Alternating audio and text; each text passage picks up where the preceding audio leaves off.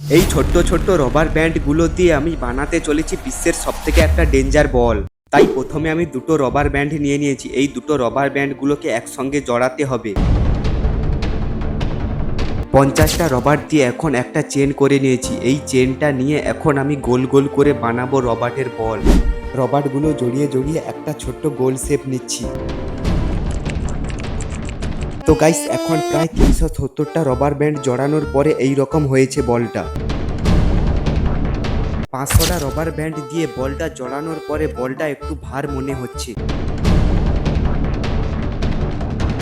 এখন পুরো 1000টা rubber band দিয়ে বলটা জড়ানো কমপ্লিট। গাইস, অনেক কষ্ট করে এই ভিডিওগুলো বানাই, আর তোমরা প্লিজ একটা লাইক করে দাও। তোমাদের একটা লাইক, একটা সাবস্ক্রাইবে আমার ভিডিও বাড়ানোর অনেকটা মনোবল বাড়বে। তোমরা চ্যানেলের মধ্যে একটা লাইক করে আর সাবস্ক্রাইব একটা করে দাও।